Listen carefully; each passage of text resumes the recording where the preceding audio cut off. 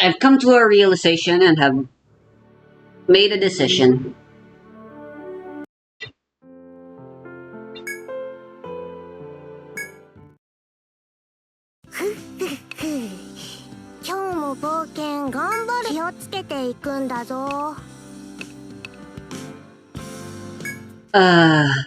I want to just get to the end game already.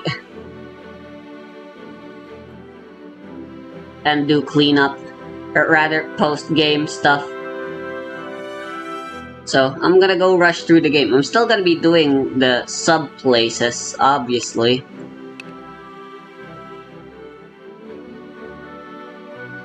I believe this will be healthiest. Anyway, in order to help with that, I'm gonna be retiring the main party. Software knows. Y'all want some content? It's like playing Fallout. 4 options to do something.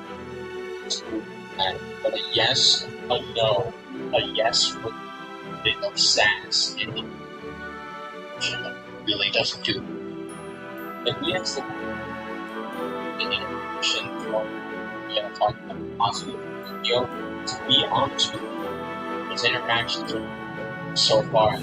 Do I have the out? If not, I've been. If I do, sure, and yes.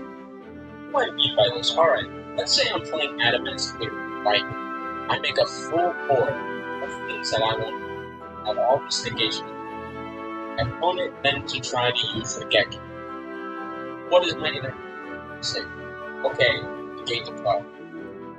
Alright.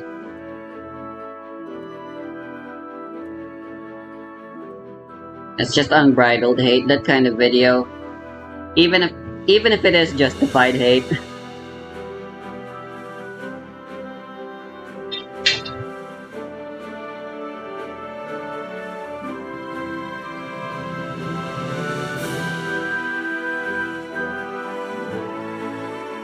Previously. It's on your ring.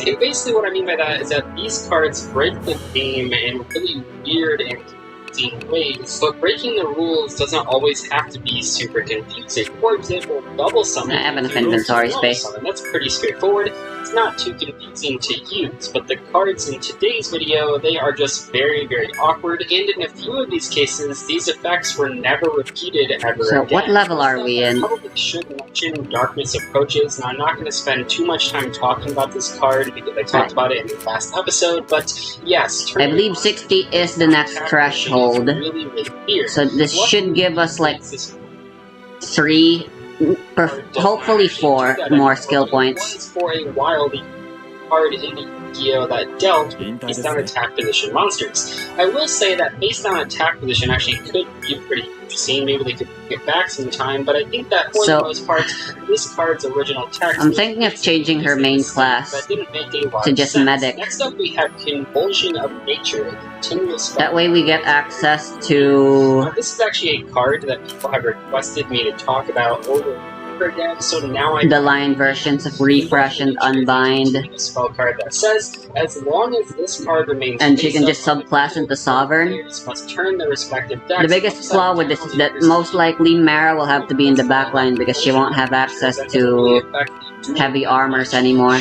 Flipping over your deck, or even medium armors. The card just lets you see the top card of your deck every single turn. This actually was featured in some topping deck lists that used this to combo with cards like Archfiend's Oath to gain a bunch of damage, but generally speaking, again, not easier to. Mara's was never meant to be in the front anyway. It will suck that she won't be on my save screen anymore, though. So Convulsion Feature is the only one that does that. Speaking of cards being upside down, decks, we have Parasite Decide, and what a card. So this thing is a flip effect monster, and it insects level 2, 500 attack, and 800 defense. Its flip effect says, put this card face up in your opponent's deck and shuffle it.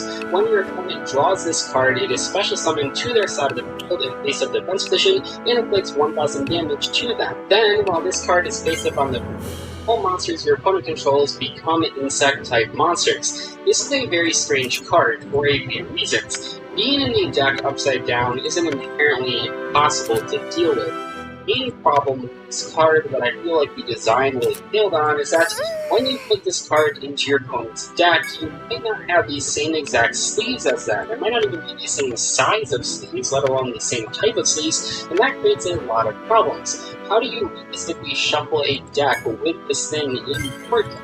Sleeves are different. I suppose you could take an extra sleeve, one from your side deck, and swap it out with the sleeve your opponent had on their parasite, but in general, it's a very confusing and awkward card to actually use. I will say, in other video games, this card actually doesn't really have an issue like that. Everyone else actually has seen a lot of competitive fine with keeping the way they are.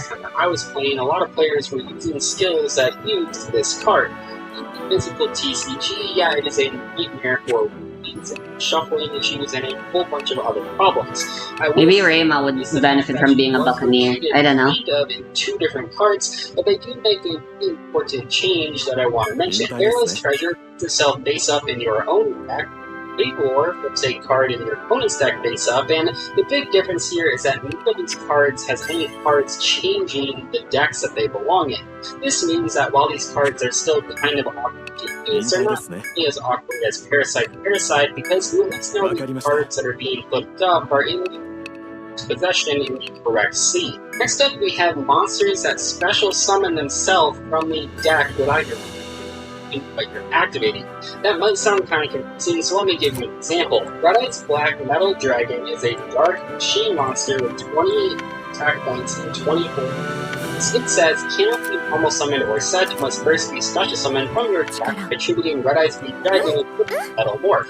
That makes this card so weird, as well as the other cards that have similar abilities, like Siege and Possessed cards, is that it doesn't start a chain. You don't actually have to tell your opponent that you're activating. It's an summon. What that means is that in the situation where you have a Red-Eye's Dragon equipped, suddenly you can just pick up your deck and start going through it to special summon this card.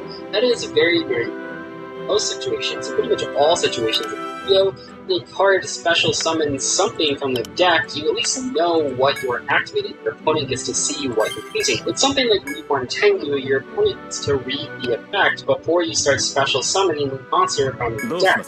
With something like these other cards, though, that's not how it works. And this is pretty crazy because actually pretty recently we got another Possessed monster in 2018 that still has this ability. At least up until right now, none of these cards have ever been competitively viable. The Charmers are getting a structure deck in the OCG, so maybe we'll have to deal with these cards in the future competitive events, which could be pretty awkward. It is just kind of weird to pick up your deck without telling your opponent what you're doing, because in almost every other case in Yu-Gi-Oh! That's not how it works. And then we have Groups of Being, which I truly believe good cards in terms of design we've seen in the game's history. This is a normal spell card that says changes the battle position of all attack position monsters both to defense position and vice versa. These positions cannot change during the turn this card is activated, except by the effect of a spell, trap, or effect monster card. You can activate this card only during your standby phase. For a very long time, I did not realize that Curse of Fiend actually does allow you to play it as a normal spell card during your standby phase. That did not make sense to me, and I really thought that you had to use some other effect to be able to use it in standby phase, but that's not how it works. This makes zero sense. Normal spell card, entire game can't like this in the standard case, and at the end of the day, all it needs to be a quick spell card with no issue. Next up, we have Weather actually a trap card, but both of them have similar effects that cause a bunch of issues with other cards and how they're written. Let me explain what I mean. So, Weather level 4 water monster with attack, and 1500 defense. This thing says flip. Destroy all of your opponent's face-up Swords of Revealing Light cards on the field. If Swords of Revealing Light is destroyed, you can perform your battle phase twice this turn or your next turn and activated during your opponent's turn. Now, why is this so weird? If you look at any card that mentions the battle phase, a lot of them are written in a very strange way. For example, Mermail of Ismaglo, more of a modern release, says that it can make 2 attacks during each battle phase this turn. Notice that it says each battle phase instead of each battle phase. These 2 cards that will likely never see competitive play at a tournament have essentially forced every single double attacker in the entire game to be written in a very strange way. And finally, let's talk about Harpy Lady 1. Also, I should mention that Harpy Lady 2, 3, and Cyber Harpy Lady share the same confusing ability. Yeah, the stun really isn't all that useful anyway. This card says, in its effect, this card's name is always treated as Harpy Lady. Fuck it, Buccaneer main class. It makes sense, right? To have all these Harpy Lady cards and Harpy Lady support cards, so naturally you should make them always be treated as Harpy Lady. Any of the Harpy Lady cards are treated as Harpy Lady on the field or in card. It might not seem like an important difference, but it is important, because when you're building a deck and you're only allowed to have up to 3 copies of the same card in your deck. Because those cards are always treated as Harpy Lady on the deck, you can only ever have a total of 3 copies of any of them or the original Harpy Lady at a time. This is a pretty big deal, and a lot of people have been confused about this, and even to this day, they still are. Fusion Substitute is very similar. It's always treated as polymerization while in the deck, which makes a lot of people realize that you can't actually have copies of Substitute and copies of polymerization, because while in the deck, they are all just considered polymerization. Honestly, I'm not convinced that this was the original for those Harpy Lady cards. I think the original only that you can special summon them with Tisk, which I guess makes a lot of sense, but basically the result here is that no one ever wants to play Harpy Lady 2 or as Harpy Lady 1 and Cyber Harpy Lady better in a single way. Anyway, that is all for today's video, episode 4 of School Effects in Yu-Gi-Oh's history, and I just want to say this series has been a lot of fun to do. I want to continue it in a different way. Welcome back to yet another episode of Weird Yu-Gi-Oh! Card Effects, the series where I take a look at older Yu-Gi-Oh! Cards and talk about how their effects have changed over the years. As always, this series is not meant to talk about the meta games of old versus new school Yu-Gi-Oh!, but rather only talk about card effects in particular. Now, in the last video, we did something a little bit different. We didn't really talk about old versus new school card effects. We mostly just talked about card effects that were really, really weird and maybe never repeated. In today's video, though, we're going back to our roots. We're comparing and contrasting the original printings of older cards versus the most recent printings. I'll go for this one this time. How card effects have changed over the years. Wall of Illusion is the first card that I want to talk about in today's video, and Bane with this card's printing is really weird. To be fair, this version of the card was from Starter Deck. For Starter Deck and I don't remember. Inside Starter Deck Kaiba, and yeah, it's going to be pretty weird. Wall of Illusion is a level her eye color. Dark monster with 1000 attack and 1850 defense. Its original effect says this: the monster attacking this creature is returned to its owner's hand. Any damage resulting attack is calculated normally. So if you've seen the older episodes of this series, you probably already know that old school Yu-Gi-Oh! Borrowed a lot from old school Magic the Gathering. This is a perfect example of this because it refers to itself as a creature, and Yu-Gi-Oh! Doesn't have creatures, it has monsters. I would imagine they made this decision for variety. Instead of having monster multiple times in the same sentence, why not have the first case say monster and the second case say creature? Now, in reality, when we're making a card game, we don't want variety for the sake of variety. We want cards that are easy to read and understand, and probably ones that mention mechanics, like monster instead of creature. The second sentence also doesn't really need to be there, because that is sort of implied when you read the card that it does damage anyway, but once again I understand because this card was released in the very start of Yu-Gi-Oh! So yeah, there wasn't really a standard for how card effects should look. Just for comparison here, the most recent printing of Wall of Illusion actually was from several years ago, but at least it makes more sense. It is printed with problem-solving card text, and it says if this card is attacked by a monster after damage calculation, return that monster to the hand. It doesn't say creature, and also doesn't mention that your opponent still takes the damage because creature isn't a real term, and the damage part doesn't really have to be stated. Next up, we have Shining Angel, and I will say here that this pretty much could have been any of the battle cards from old school Yu-Gi-Oh! Like Stick Tomato or the other ones, but I went with Shining Angel because it is one of them that is the most iconic in my opinion. Shining Angel is a level 4 fairy light monster with 1400 attack points and 800 defense. It says, with its original printing back in Magic Ruler, when this card is sent to the graveyard as a result of battle, you select one white monster with an attack of 1500 or less from your deck and special summon it to the field in face of attack position. Oh, and by the way, tribute is required monsters of level 5 or 4. The deck is then shuffled. And we've already talked about the deck is then shuffled part of old school cards in a previous installment to the series, so the part that I want to draw attention to here is that it tells you no tribute is required for monsters of level 5 or more. Now normally I would make fun of this part of the card, because why do you have to say this? However, I went back and double checked my original Yu-Gi-Oh! Rulebook 2.0 version, which was the very first version released in the TCG, and I found out that in the summoning portion of that rulebook, it doesn't actually mention anywhere in the tribute summoning section or the special summoning section that when a level 5 or higher monster is special summoned that you don't have to tribute. So even though this is pretty silly, I will say that it probably should have been mentioned in. There are plenty of cards that could special summon higher level monsters. I will say that to Shining Angel's credit, it didn't actually say that so I can understand why it was written on the card.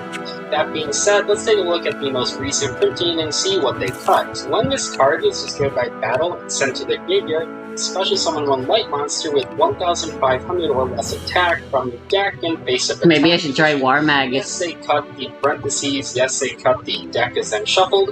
Also, they cut the part where you select the light monster just as special summon it instead. And I feel like overall, Shining Angel is a fantastic example of why problem-solving card text is so important. It really does shorten the overall effect of the card without losing any of the important parts. Next up, we have two remaining. This is going to be a journey because the first printing is terrible, the second printing is terrible, and I would even argue the most recent printing is really bad as well. I do apologize in advance because with all the older can't take advantage of Spell Sword, but that doesn't really matter too much. Years ago, that it's very difficult to find high quality scans of them, and because their text is so small, it can be difficult to read. The original version of Toon Magic is really weird. It says this card cannot be summoned unless Toon World is on the field. This card cannot attack in the same turn that it is summoned. Pay 500 life points each time this monster attacks. When Toon World is destroyed, this card is also destroyed. If your opponent doesn't control a Toon monster on the field, this card may inflict direct damage to your life points. If a Toon monster is on your opponent's side of the field, your attacks must target the Toon monster. So there are a lot of parts about this card effect. Most importantly though, it doesn't mention how you're supposed to summon it. This is a big problem. This Toon monster can't be normal special summoned, and you can special summon it to this original doesn't say that. It's really though the second printing of this card fixes some of the issues, but it's even more in all areas. The second printing says this card cannot normal summon or set. This card can completely special summon while Toon World is on your side of the field. You can special summon this monster from the player to level 5 or 4. This card cannot attack in the turn that it is summoned. Unless you pay 500 life points, this monster cannot attack. When Toon World is destroyed, this card is also destroyed. If your opponent doesn't control a Toon monster, this card can attack your opponent's life points directly. If a face-up toon monster is on one side of the field, you must select the toon monster as an attack target. So yeah, that's a lot of text, and yeah, it has many of the same issues as Toon Definition Girl, which we already talked about, but the really part on this card that doesn't make a lot of sense and also wasn't pretty is the third sentence that says you can special summon this card from your hand, but tributes are required for monsters level 5 or 4. Basically, many old school toon monsters explain mechanics of all toon monsters in their text. So that's why level 4 monster mentions that you have to tribute level 5 or higher. But where this really gets crazy is that the most recent of Toon Merc, which does have problem-solving card text, still has this awkward sentence. Cannot be normal summoned or set, cannot be special summoned unless you control a piece of Toon World, must first be special summoned from your hand by tributing the same number of monsters needed for a tribute summon on 0. This card cannot attack the turn it is special summoned,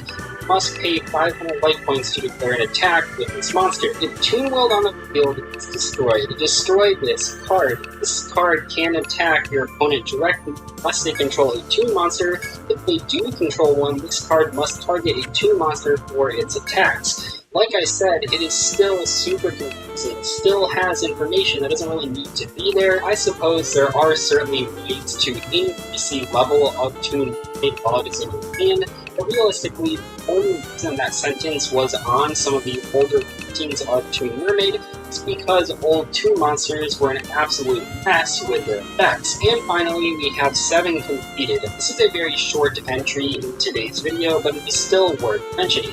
7 completed is a very old school equip spell card based in Pharaoh's Servant, and the original effect says this: a machine-type monster equipped with this card increases either its attack or defense by 700 points. You cannot change your choice as long as this card remains face-up on the field. 2 parts about this card really stand out to me. One of them is unique to 7 completed, one of them is part of many old-school equip spells. The first part here that really doesn't need to be on the card, but it's pretty unique to 7 completed, is that second sentence. You cannot change your choice as long as this card remains face up on the field. What a weird card. I think players would understand that you have to make the decision when the card is played, but I suppose some people could be confused, which is why they put that on the card. The other part to this card that really confused me back in the day is that very first part. A machine-type monster equipped with this card, blah blah blah.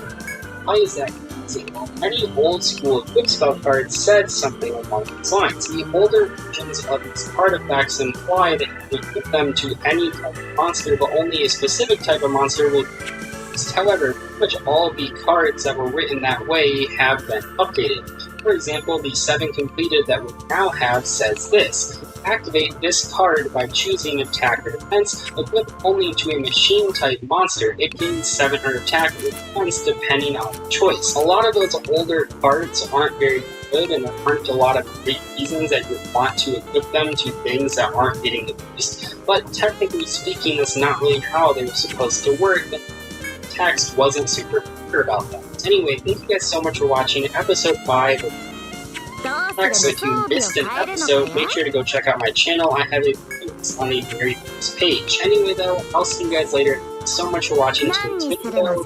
Bye. 何にするのじゃ?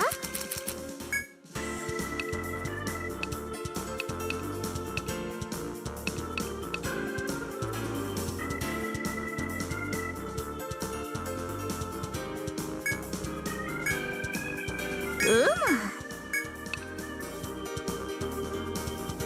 何にするの？どうするの？装備を変えるのかよ。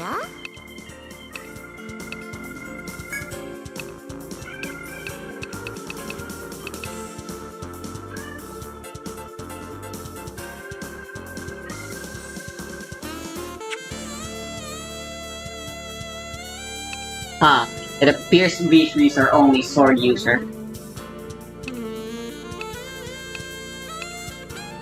さてさて、何にするのじゃ?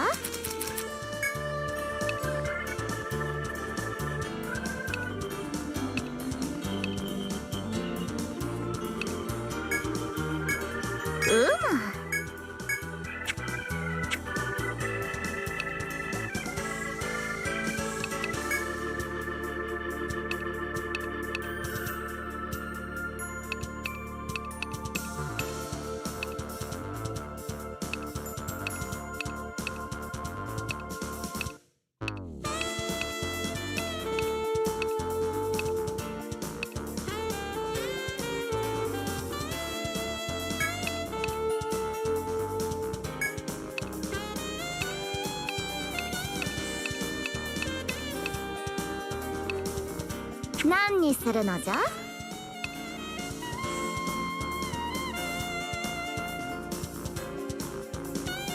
どうするの？装備を変えるのかや？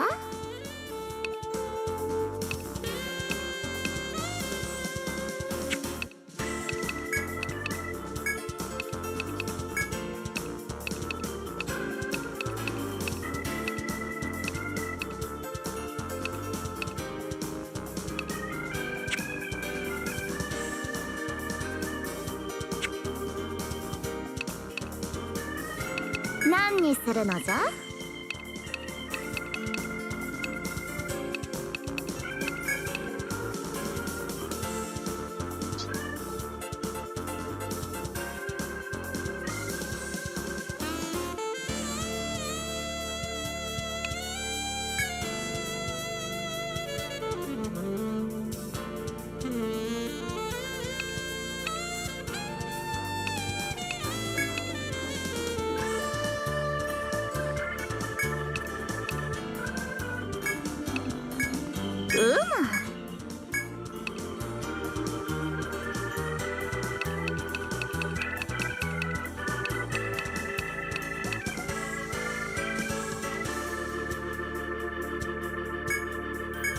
装備を変えるのかや？何にするの？さてさて、何のご用かの？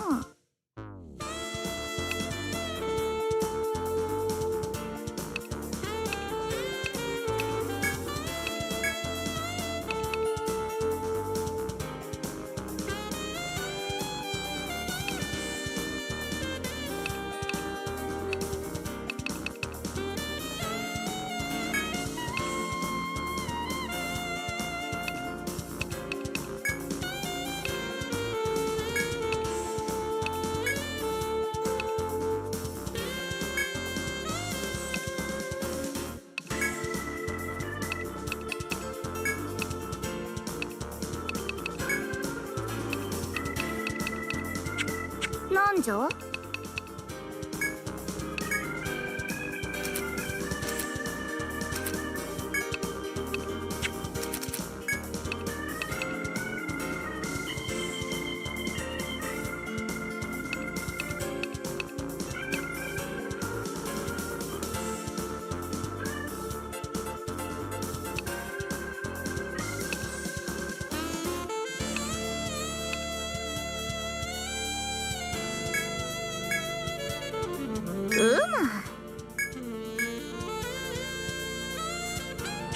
何にどうするのじゃ？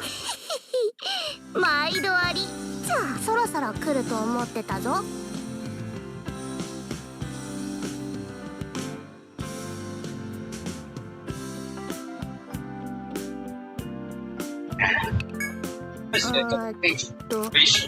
なんだっけ？ Enjoy playing non-meta is common than your typical thing.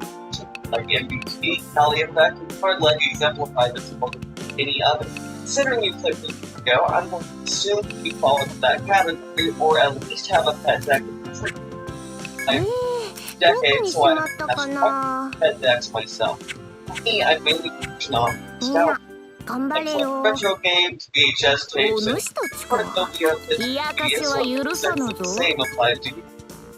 何を売る Look の at じ my ゃ？ previous decks I've done well with, and when playing until the stick team toss from out with maybe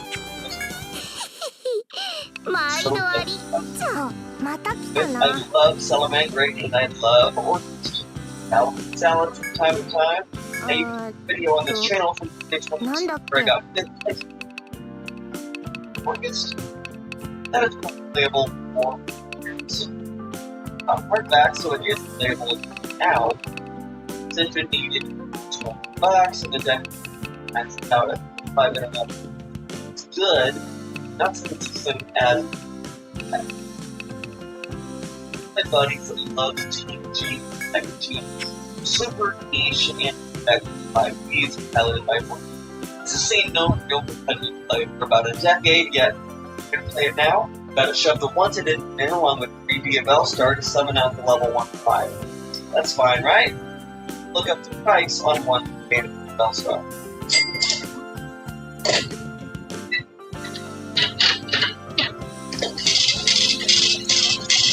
He was no stranger to legacy support. Cards designed strategies from yesteryear and common talented people such as myself have all the past. The Salamangreat support we got in the Fire Duelist pack is an excellent example. Salamander Fire, Soul, and Raging Phoenix, adding a ton of more consistency to the strategy. Problem? It's printed in a side set. No scarcity of shortcuts. Now, with Nami has they will not shortcut in name set, which is true, but side sets are a different situation. To cards such as Phoenix, Salamander Fire, and Bonfire to shoot up in price due to good old supply and demand. Now, to pet decks, the most often thing, like you have to really shell out for. So what do you do?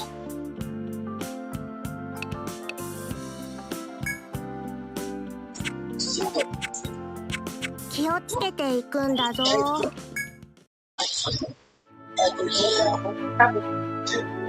Spent over $200 on a person, managed to park and it gets passed. Two interruptions tops, you get OCK by today's meta. Shell out the money, the supporting end of legacy support cards, that is still the same core deck at the end of the deck. But it's specific security, single deck. Having your archetype new cards in the same boat. Don't see the new cards. Don't open any Horrors card. Normal Gear Suit, then pass after him. See a Traptress Voltea. Sure. Sarah, maybe set a few cards, but it doesn't select the old Traptress. Money aside, the huge issue with Legacy Support is since it's a deck overall, it's just simply not as consistent as a deck or real way around this, and it may be black, but that's just the way it is. Yu-Gi-Oh! Has a public market. Nobody wants to make money, so the rotation is important for sales to maintain profit. We have to incentivize to buy as much product as possible, so power scaling and scarcity is a key factor in supply and demand. See ya! Gates! See ya! See ya! See ya! どうするのかなそれじゃ頼んだよ Thinking what I meant in terms of rotation and Yu-Gi-Oh! Has no rotation. It's a magic or when you want to have the fact, you does have balance. This balance is used to place checks and balances on enemies, sure, but why isn't it never? Next.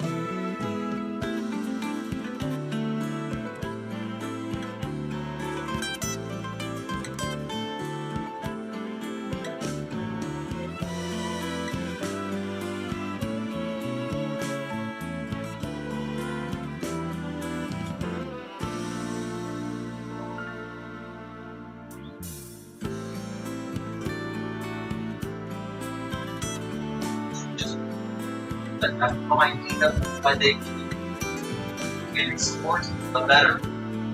Like, subscribe to the board, and if you're one of those duelists wanting to get better fundamentals, strongly advise watching this video.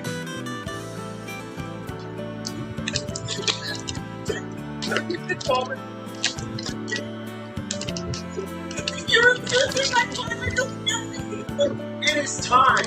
It's time to transfer. I know it's not a lot, but it's a lot. And like, check out some.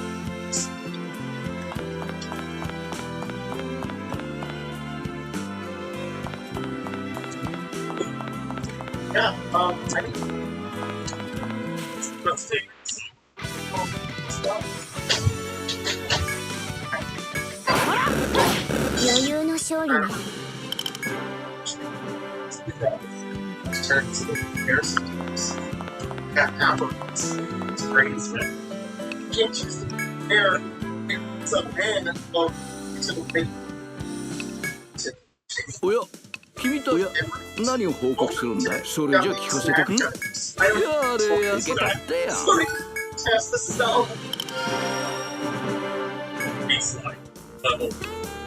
どれにすっかこれにするんだ One more. Shout out to どうするのそれじゃ頼んだよ Succeed D&D games. Show your players exactly what they're seeing. You should check out James RPG art. A friend of mine. And your surprise your players. What? He's covered a lot of programs that help me on the pitch. Like, I'm in the first read Tomb of Annihilation, Lost Minds of Pandel, Descent to Avernus, and like single location to Strahd. It's so compatible to this.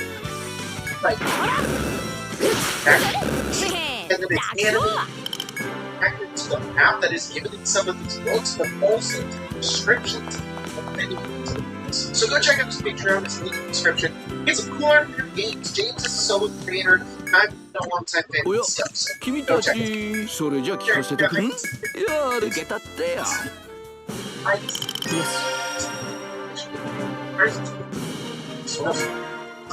どうするのかな Sorcerer Stone. It's regular. Nice. They create three modes to spell save, see, and spell attack.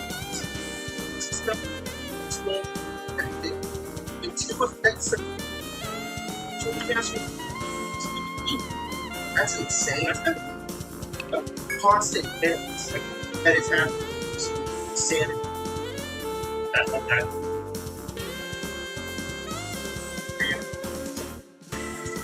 The unit gravity fireball cast on the sorcerer. Yes. これにするんだね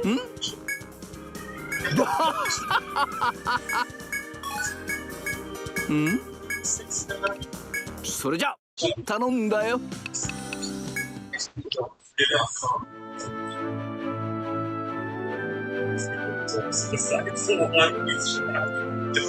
Okay, now I can make us bigger. Oh God! This is great. See, this is perfect. We're gonna show the advanced filter. I got attached spells. Oh, filters. Here it is. 0. An AK. What? Common. Oh, it's common. Well, there are a lot of AKs. Used by many soldiers different places. It's up to you to decide whether there's proficiency in the fire. This is just like yeah. That's it. What does it do? Deals 3.5 damage on successful save and casts it. Wait, it's written by Dark Hope Dairy Liquor. Nice. Yes, but much used by many soldiers. That sounds like an Elden Ring. Yeah. That's right. Then all the more AK-47. Aerocon Claw. Precise そ artifact. れじゃ聞かせてくんいや受けたってや I want to get to level 70, but I feel like these are when DM is God, and they want that's not enough XP. their players I just want to move on already. like get an item they don't want them to know what the item is yet. Yeah. And so they just made a custom thing like, yeah, they're on pyramid. But then they had to go in and publish it. They were like, Yeah. don't publish Aaron Cochran. The world needs Aaron Cochran. Okay, but what does it do? Why is this an artifact? Whatever, my time is a small price to pay. 俺にするんだな Wand of Wizardry. うん Wand. どうするの Artifact. それじゃ Attunement. 頼んだ Fire よ requires attunement by a お wizard. 主たちか That's a good start. 冷やかしは許さぬぞ何を売るのじゃ Second. Yeah, it's like written like a YouTube video title. 取 Requires 引成 attunement 立 by じゃ a wizard. This like is engraved with geometric shapes.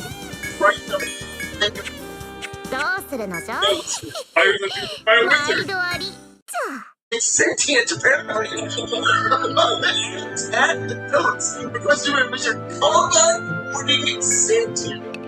It's nice. I really hope the top comment. The comment here is okay, but what does it do? Wand. Take your wand with geometric straight shapes and stab people. But what do you want? If I found a light wand engraved with geometric shapes with the writing of another language on it, that would be magical. I'd be like, whoa. Idiot. What is it? Oh, stuffster behind me. I feel like that's where you find it. Right? I see a lot of items like that. Why would you do something like that? Just put a lot of symbols on it. It's not an item. It is a short description of how it looks. Why this item is interesting. What? Its powers. But why anybody will choose it over any other wand? Okay, let's start. It's like the birds and zombies. Oh my god! This feels like an elder.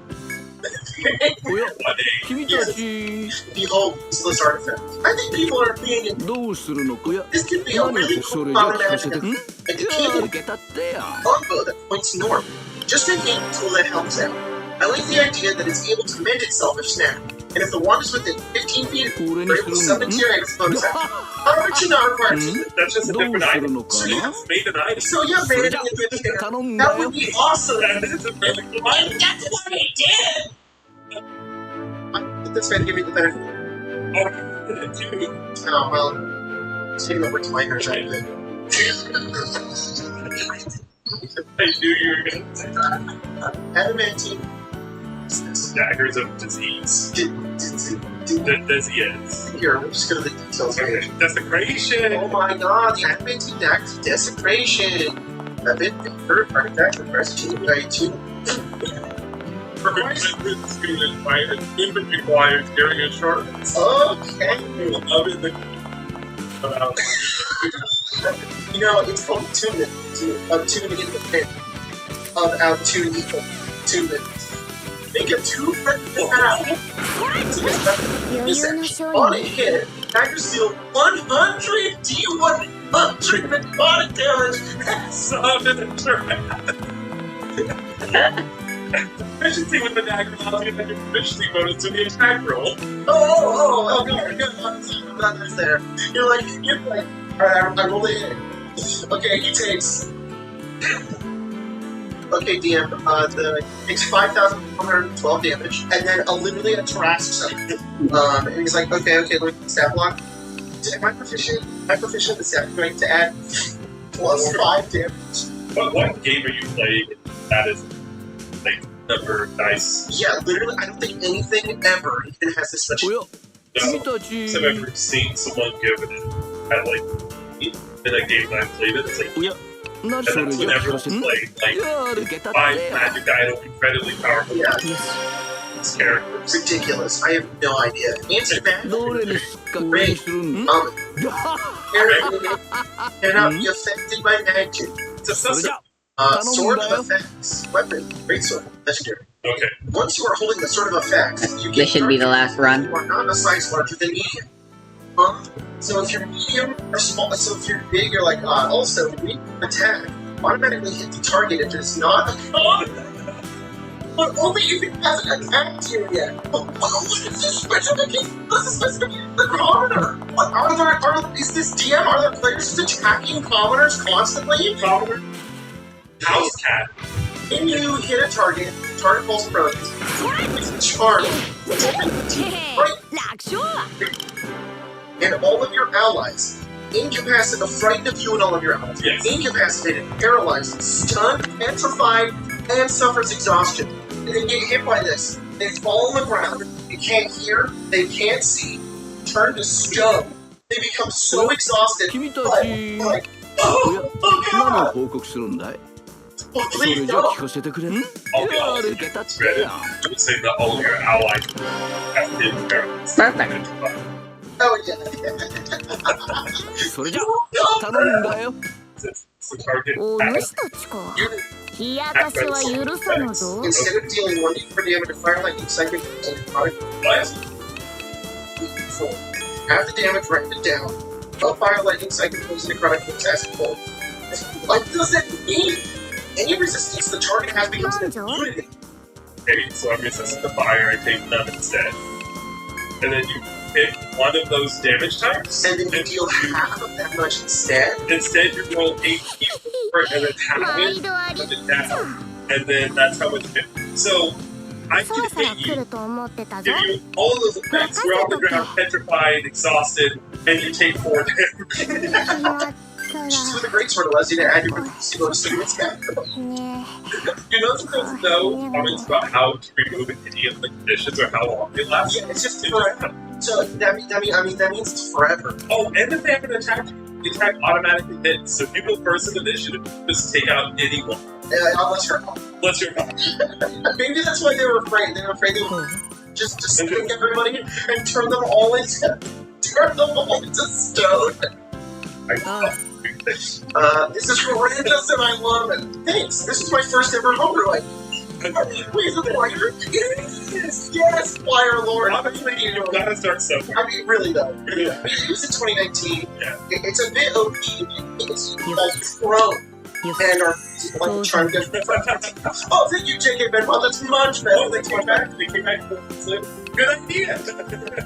Thing is great. It's my BG and it can't. And the players love the challenge. Half the party died, Paul. Thank you for this. I wonder why. Imagine. Alright. Ready? This Noel runs up to you. Yeah, it's gas off. Gas off has this knife. Stabs you with it. Yeah, Gatsu. And, hits you with it. Right? Paralyze you.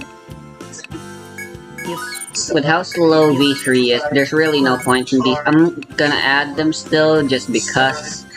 Oh no! Now I will keep table. YOLO. As Guardian Plate plus 5. 当然だ Armor Plate Legendary. First tuned by a wing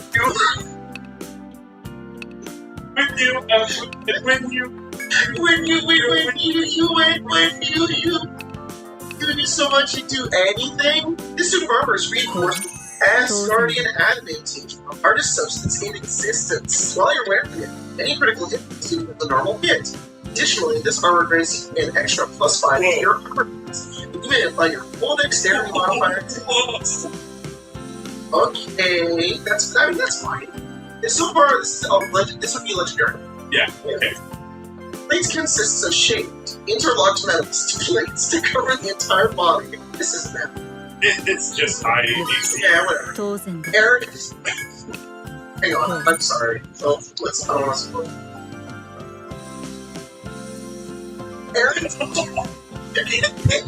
Aaron's triple bladed great axe, Morningstar, jackhammer, spiky dance, rapier, scimitar, sword, javelin hammer, trident, warped sword.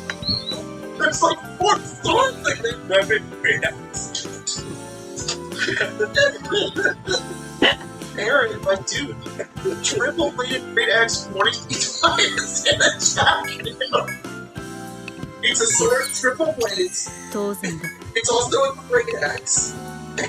It's also a morning star. And then it also you can hit a creature, it takes 6d10 slashing, plus 8d8 piercing, plus 4d12 bludgeoning. Efficiency with a great axe selections. This item's awesome. It's a jackhammer. Why downloading this? This is funny as hell. No, it's heavy.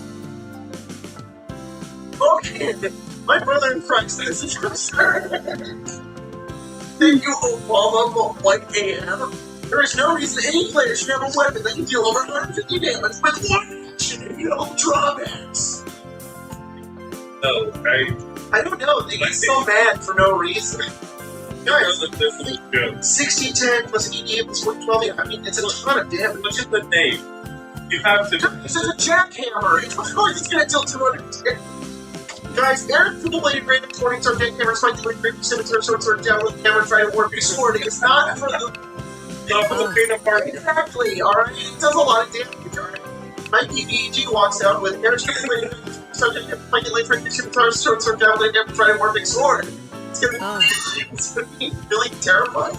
This is without a doubt of all time SCP-160. Sounds like a shit post, but it sounds like it is a joke. Wow. I feel like it did. I feel like it should. It's really simple. I just think it's really efficient and simple. It's great. Death potion. Say that the attitude as the potion kills anyone who drinks the elixir. Exactly. It smells and tastes like burnt, so the dead everyone added to a drink. Same thing.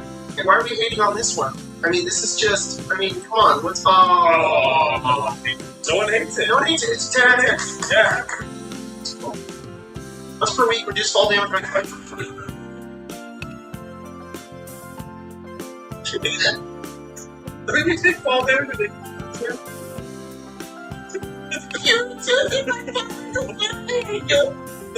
Yeah, great. Great artifact. Magic aura surrounds us. No spheres. Aaron's Potion of Life. Oh, yeah. Potion, artifact. Target is, if dead, is alive with no bad stuff. Temporarily have a only one of these potions is known to exist. Okay, yeah, you're gonna need a freaking jackhammer. This one. That's why it exists. It's also an jackhammer. The only if you drink the potion of life, the only thing that can kill it is. And you're related to 20 sword, jackhammer, spiky blade, trade scimitar, sword, javelin, hammer, trade perfect sword. But I think people in the comments, how can you possibly survive 1,000 damage, 2,000 damage from those crazy weapons? Yeah. I think. Abelard's mentality. This is what I'm saying. If we should run a game, we have all these items. And then I'm sure it would balance out because of Ablard's mentality, potion, artifact. Become immortal. You cannot die of sickness or of old age. Okay. You can will the potion's effects to wear down in a minute. And will the effects to come back over a time period of 1 minute. When the effects wear down, you do not gain the age or sickness you collected during the just year on my birthday, I collected another year. They're like, we need to make sure that they know it's been off the age of 100 years and dribble walking them. I'm still wearing on the effects of the potion. This thing age rapidly. Imagine every headache added for years. Oh my every sickness! That's it?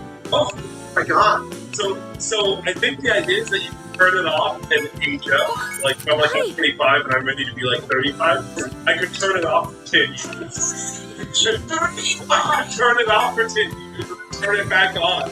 I think it's what it said. That is cool. Say what? It always said you couldn't die of old age or sickness. It didn't say anything about dying. No, you can still die normally. It just can't be old age. We can find one. It's so bad. You never. That'd be crazy if you get all you also collected these things. So you're just like, hang on guys, I'm gonna turn my potion for a second, and then every game just puts you and your body all up. No, it's just that it doesn't. But where did it go? Oh. Like, I collected it. Oh, where did it go? The thing is, you collected it! No, I'm not doing this! It just disappears. Normal.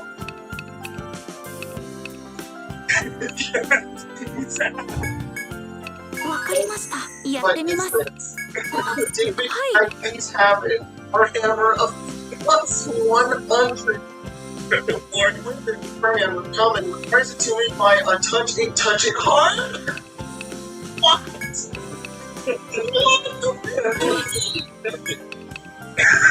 David, Damn, can I have it? Only a plus 100 damage and attack roll to get plus 100. This also deals 100 d30 damage. Increases AC to 40. This is what I was more expecting a item like this. You guys have to stop with this. Touch it. Versatile. Oh good, it's versatile. How much more damage does it increase by? And you guys are writing some crazy items out there. I think what really took me back this time was that there were I used this on my yyyy and it's fun. But just what? You can't do that! No! You probably went to your yyyy and fight to try to be and try to get you. With the jacket. Dude, it's on a jacket. The combo, I think it's sort of petrified that he wants a jacket. やってみます No! And you're fighting it!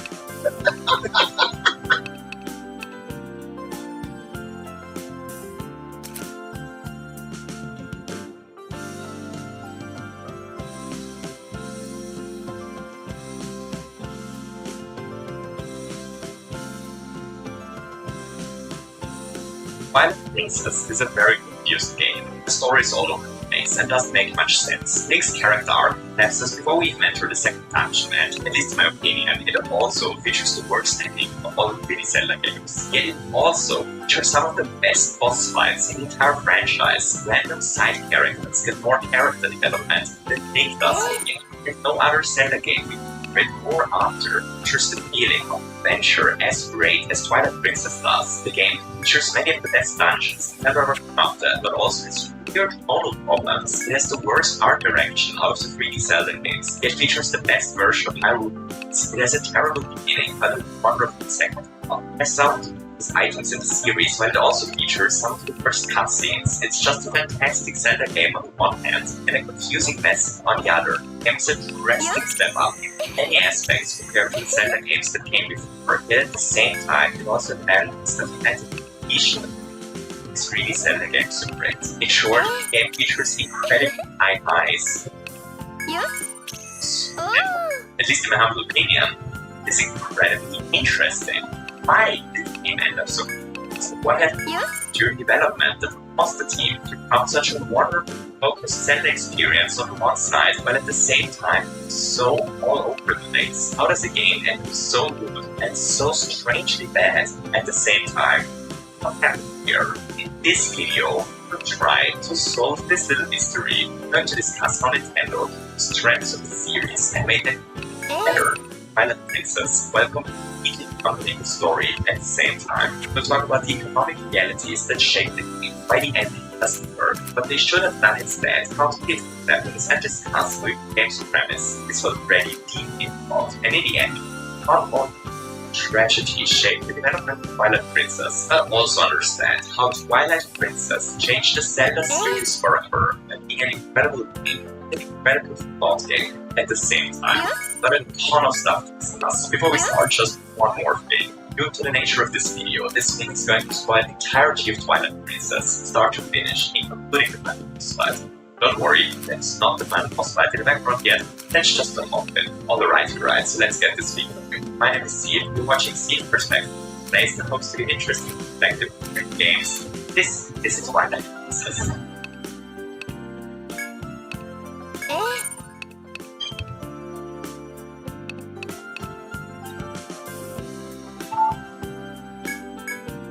はい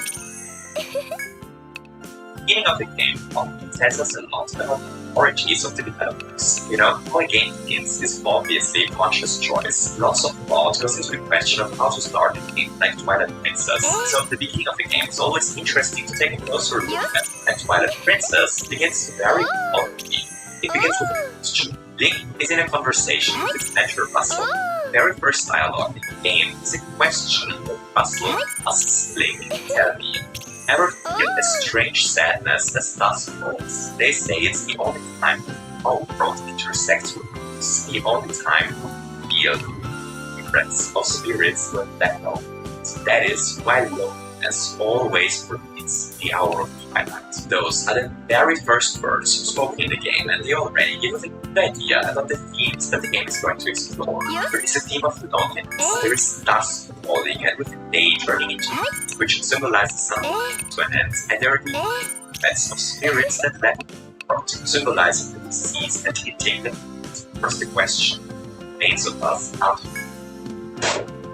And nothing of this is actually a theme of the game. It's not certain loneliness, it doesn't explore things coming to an end, and while the game does explore questions of remains of us, it never explores questions of mortality. It's even weirder because those words are what introduces us to the Twilight Realm. The Twilight Realm is the place to which spirits go our world, framing it as the afterlife. Yet this is not what the actual Twilight Realm is all about, as we're about to soon find out.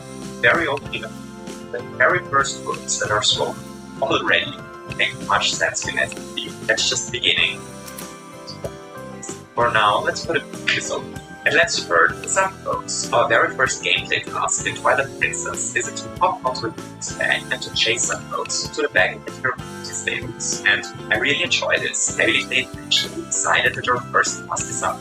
They, cause a strong contrast to all the things that we're soon about to achieve. We will dive into the bottom of it's quite undead monsters, explore volcanoes and even slave dragons over the first adventure. Yet at the very beginning of it, we're just probably hurting things. And then the game introduces the other kids. I hate kids. So one kid after another. This here is Ilya and Link are lifelong friends, and there is a small hint there's a potential romantic relationship forming. Currently, this here is Colin.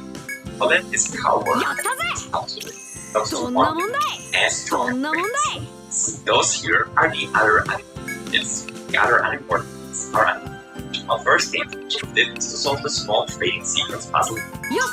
This trading sequence is a great start. An absolute low point as well. So let me explain. You see, the entire thing is a clever setup. First, we have to talk to pictures to learn small, which is a great introduction to the setting. While doing so, we have to so that we eventually find solutions. There are tons of rupees in nations all around the village that we can find. I'm just not gonna bother with that, just in case. Puzzle space where there are like 10 possible solutions for a problem. Figure out the problem. Every player will find justification of a bunch of rupees, which means everyone has a different way of opening. It's just a really clever take on a tutorial. Again, there's just one problem. Trading sequence. You see, eventually you get a fishing rod to catch a fish so that it turns back to her. The problem is that they really teach us how to fish. We just have to make how it works, and fishing in Twilight Princess is exactly intuitive. Wait, sits down and then immediately press the button, catch the fish, and wait any longer. It doesn't work. I remember back in the day when I played the game the very first time, this part here, and it's like for half an hour. Fishing control is just so much to feel basic. The fishing rod, however, isn't entirely useless. It is what we defeat the very final boss of the game, but we're getting ahead of ourselves. One of the unimportant things pulls a monkey and is promptly kidnapped, which raises the kidnapped counter. We rescue the kid, which causes Molly to tell us that he likes us one day, make our way to visit the spring owner, and then suddenly catastrophe strikes. A bunch of elephants invade the spring. He gets hit by an arrow and falls down. They is hit by a heavy club and just as well. Make matters even worse, they also seem to think and one to the kidnapping. King Malvin lost his horn as a signal, which suddenly opens the door. Chase it's when we suddenly run into a huge dark and a gigantic shadow beast pulls us in. My first simple arm protects us, and then we transform into falling unconscious again. Lots of exposition at the beginning of the game. The game is already going for over an hour. We are far down all this attention. It takes about another hour until we finally set foot to the very first dungeon, which is too slow in my opinion. No, you don't think drags fits. Interestingly, however, turns out that there is a very good reason as to why you drags. This here is the Legend of Zelda Encyclopedia, an official Nintendo published encyclopedia that was released as a revision 30th anniversary of the Zelda series. Yes, Katrina, there's lots of money involved. The enemies and the characters of the many Zelda games. But it also contains something else, namely developments just and for all the Zelda games. And the developers for Twilight Princess are interesting. One in particular, as it is concerned with the thing of the game. It says the following. Originally intended to have the very start of Twilight Princess, a stark departure. He expected a spiritual sequel to Queen of Time. After some discussion, developers opted for a traditional beginning for the sake of players, introducing Link as a alien in order that she is captured and transformed into a beast. So they originally planned to keep the game differently, only opted out of it at some point in development, which is kind of interesting. As we just discussed, the beginning of the game drags a bit, and I can't help myself but wonder if this is because they decided not to be. As it is now in the game, we need to establish a lot of stuff before we turn into a book, and then immediately need to establish lots of other things before we're transformed back again. I have this feeling that starting to think us helped a lot amazing of you. Anyway, let's go on a princess game. We awaken and find ourselves captured in a mountain with our heart floating in front. This little imp is Midna, our sidekick for the rest of the adventure, and Midna is as good as imp sidekicks come. She's quite fantastic and impersonating us at every opportunity. Her motivations for helping us are entirely clear, and she just has a lot of personality without ever really better with information, favorite conversation, and onto the castle's room. The castle is covered by twilight. This twilight moves the castle's inhabitants into spirits. Those spirits are unaware what's happening to them. They also can't see us. At top, find and automate as powers. Princess Zelda uses a new splash to get us up to it. See, there once was a kingdom called Hyrule. Hyrule was invaded by the king Twilight. This evil king sons stoic, terrifying villain that offered Zelda a simple choice to surrender, and Zelda was forced to surrender the kingdom. This evening, Twilight Ireland were transformed into spirits without realizing. Zelda tells us that the people now is evil, which sounds terrible. Luckily, we are a boy. So, as most of you probably already noticed, there are some glaring problems with the plots, but for now, these remain seated for the rest of the book. We will dig into all the problems soon enough. First, we still have to chew a bit more. So, Midna asks Zelda if potential Twilight is that bad, which is a question that Zelda never answers. To escape the castle, Midna reminds us what Midna is for a great danger and striking with Midna. She is willing to let us rescue the Netflix, but she only does so we would be servant, doing exactly as she tells us, and thus we teleport back to the spring where the kidnapped to about an hour ago. And there are some interesting evidence. You see, this area is not part of the island. It is still a powerful form. Midna asks us why this could be, which is an excellent question. Midna, thank you so much for bringing it to my attention. Sadly, the game never answers this question either. It's to the best of my knowledge. Midna's first task for us is to grab her shield and sword. As for me and her also like puzzles and weapons she desires. And pray, we're almost done. That's the color. So first we encounter our first light spirit. Okay, so there's a plot that is not particularly tied to Twilight Princess art direction. I think the biggest art style does the Zelda series this well. I think the game's too long. Other it's weird though. I think Zelda Android's design makes a bit of a character and plot. I do, however, absolutely love the designs of the light spirits. There are a total of 4 light spirits in the game. Shiny, like enemies that are almost redesigned but somehow still perfectly fit in the game. They're great. Other 3 light spirits have had their light stone, which is what caused Hyrule to succumb into light. Oh, and how we go fixing this mess. So how is this mess fixed? One might ask. Well, they're catching some beetles, of course. You see, the way that light is restored is by hunting several beetles that are getting all over them. At this point, the Twilight Princess drags them We just had this gigantic lower down other to the village of had to track down a sword and shield. はい新しい Yes, 力 now we know Terminator. Shadows. We're 7 hours into the game. Still doesn't should set that time. The legal hunting sequence is repeated for each new area, and yeah, they always load up gameplay. So stand anyway, we both Twilight Burn and finally take light is restored first area and finally yeah. And not only that, would you look at this, we also changed how to そう light. 悪くないわ Tuning as a sign we chose planning was, which makes the camera so happy. Does this little thing? はいはい That's really the game. So we learned that the light spirits see it. It's artifact coming.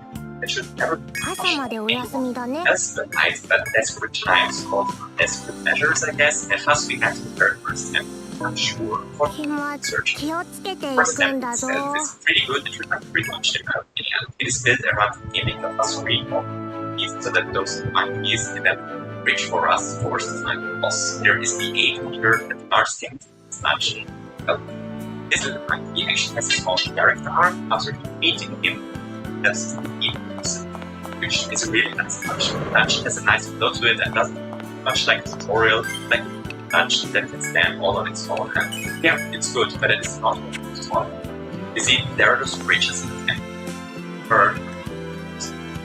Those bridges are our own way to cross the bottomless pit that's good. But you see, it's not those bridges that are personally find interesting. It's the bottomless pit, because accidentally it's the jump here, which causes you're teleported back. There are many different dangerous roads that face where the first fortune in the mud and possible points. There are voltages. The enemy provides relevance is generally free. Comedy because they vary over the game, but no matter how varied all the enemies are, all sold out of the second or so after we defeat them. Later in the game, we actually get to visit Twilight ourselves by exploring the roots of the palace there. It's so the sun and carried by images of the end, big Aggie by trying to stop. Indeed, all the sun has chest suddenly and magically walks out of the chest with the enemy key. What do those three things have in common? You know, everyone magically back to the game. After jumping to all these pits, but monsters dissolve our clouds or about chests magically. But here's the thing, out of all 3 Zelda games, Twilight Princess is the one who gains the most realism. Even wants to be dark and common adventure, narrative it still is a game and for the feeling to suspend disbelief for lots of things in it. It makes no sense that the enemies dissolve into black. It makes no sense for us to get teleported back to falling, or does it make any sense for objects to rather or after falling it doesn't really matter, does it? I doubt that most people realize that there is something going on in the game. We accept this the same way that we accepted our character is able to survive it by an attack that when we cross very chain instant. You know, in modern gaming, there is a strong trend to realism. This trend pretty much started with the first specific cartridge and stopped since then. Yet the Zelda series just ignored these trends. And in my opinion, that's the biggest trend of the series. The Zelda games just never were hurried, but everything made sense. Just allowed themselves to games first. You know, you can hold on a clip and say edit and instantly. It's like all of their entire geometry in a way that it's almost impossible to follow them there just because they don't want to resolve small way and so on. If the Zelda games just say screw it and respawn us back. The Zelda series isn't readable. It just opens up lots of design space, but virtually anyway, and you know, I sometimes wish other AAA games were a bit more brave to just screw this good brave. So it took a while, but apparently Link finally hit the bottom and respawned the original boss here is defeated before powers came from a distance using our ability. Something that they actually teach us via making the solution to a couple of puzzles, which we know is a pretty clever thing. The boss defeated, Midna gets her hands on the first so-called fused shadow. So the fused shadow is that's actually their Midna assures us, however, that we need not to worry about it, since it is incredibly powerful, that she may tell us what all the fuss is about when we find another. So the next area is the area around Peperico Village. Peperico was first that as well, but it is not just Twilight that I think Peperico. Also, as a surprise, the kidnapped kids are in Peperico, and they are in trouble. Shadow monsters are attacking the town. Colin retells the story of what is detected as the shadows were. Gang of the town rescued. When they arrived, the lady was nowhere to be seen. Two monsters were waiting there. Apparently, the monsters transformed the victims into monsters, which is another move that is immediately again. Once again, we're on an extermination tour, and that is one. Thus, finally reunited with the kids. Now Shaman moved in. Shaman introduces us to the mom shop as well as to his daughter. This year is screwed up. She does absolutely nothing to press the narrative and never comes out again. How lovely. So, gentle ladies, gentlemen, and gentle people in general, I know exactly what you're currently thinking. How kids escape their kidnappers again? Well, luckily, Colin knows the answer. They just left them behind to die. But Ronaldo and Shaman them. So, they kidnapped the kids. Then they were like, no, we should kill them. Then they decided, yeah, let's just leave them alone. One of them to die, which I can't claim to understand the ways of the Wildlands, but this strikes me as another hot man, so usually this would be workbench. But for what happens next, we now have to travel to the portal, take the iron boots from the pier. And once we return to Pecorico, the Wildlands attack again. They try to kidnap one of the Canicord kids, but at the very last moment, Colin, going decides to do something stupid, pushes her away, and gets kidnapped instead. Raise the stakes, ring the bells, during Pecorico, the kidnapped blinks 3 freaking times. Her kid kidnapped, the only single dungeon so far. I think I have to talk a bit more about that princess detail.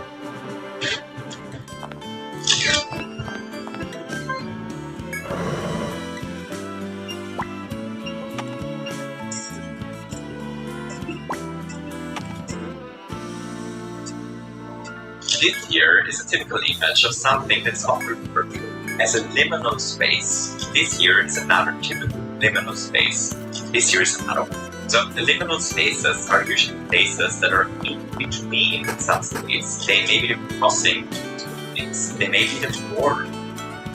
Or they may be things that usually are full of life, but for whatever reason are lifeless right now. Many people, myself included, get an eerie and feeling watching places like this. And liminal spaces, that is, spaces that are between two states, are something that is often used in art to convey the feeling of being between something or being between worlds. So what exactly qualifies as liminal space and what does not is a surprisingly discussion in a different from the internet far away, but for our purposes, it is a space that is transitional state. The aesthetics of those transitional or liminal spaces will give bring the aesthetic for obvious reasons, but the concept of liminality in art has been a constant for Spirited Away, for example, famously uses transformative spaces to convey the feeling of Chihiro between being an adult and a child. There is the bridge that Chihiro uses, and the bridge being the transitional space between two sides. There is a famous image in the train,